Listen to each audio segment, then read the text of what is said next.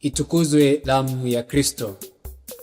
Karibu mpendwa mtazamaji wa Mwangaza Digital, nawe msikilizaji wa Radio Mwangaza FM, tuweze kusikiliza na kutafakari kwa pamoja ujumbe wa Mtakatifu Gaspari, ikiwa leo ni tarehe 30 Aprili. Endelea kuiongoza jumuiya ukivumilia mapungufu ya wengine, ukisahihisha ya kwako mwenyewe hata katika mambo madogo sana. Endelea kuiongoza jumuiya ukivumilia mapungufu ya wengine, ukisahihisha ya kwako mwenyewe hata katika mambo madogo sana. Ndugu zangu, kwa neno hili la kina, Mtakatifu Gaspari leo anatupatia mwongozo kuhusu uongozi wa Kikristo. Ni uongozi ambao hauanzi kwa kuamuru, bali kwa kuvumilia na kujisahihisha mwenyewe.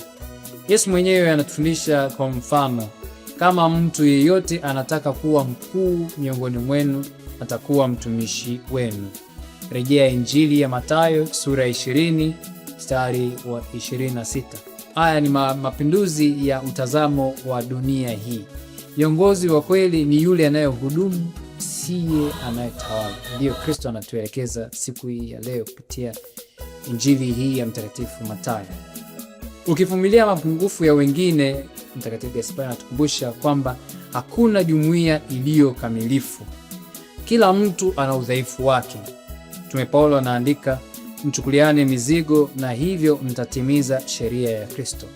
Rejea waraka Mtume Paulo kwa Wagalatia sura ile ya 6 mstari wa 2. Kuvumilia sio kuacha mambo mabaya yatokee, ni kuwa na uvumilivu katika mchakato wa ukuaji wa mwenzako, ukisahihisha ya kwako mwenyewe. Hapa ndipo uongozi wa kweli unaanzia. Kabla ya kuona kasoro za wengine, Mtakatifu Gaspari anatukumbusha kwamba kwanza angalia kasoro zako. Hii inaendana na mafundisho ya Kristo Yesu kwamba mbona unaona kibanzi kilichoko jichoni mwa ndugu yako, lakini hujali boriti iliyoko jichoni mwako mwenyewe?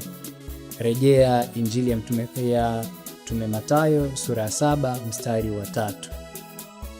Hata katika mambo madogo sana, udogo wa jambo haulifanyi kuwa lisilo na maana. Uaminifu katika mambo madogo ndio msingi wa uaminifu katika makubwa.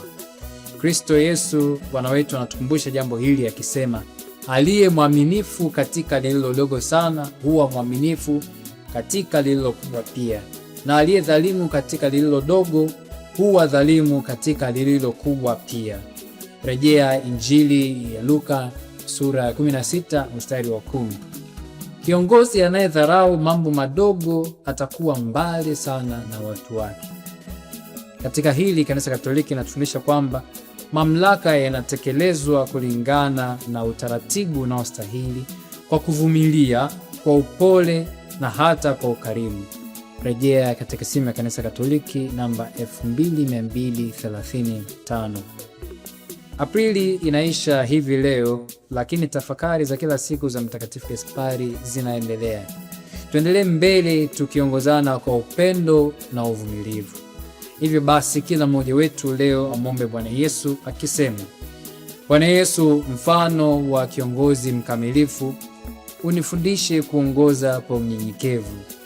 Unipatie uvumilivu kwa mapungufu ya wenzangu na ujasiri wa kusahihisha yangu mwenyewe.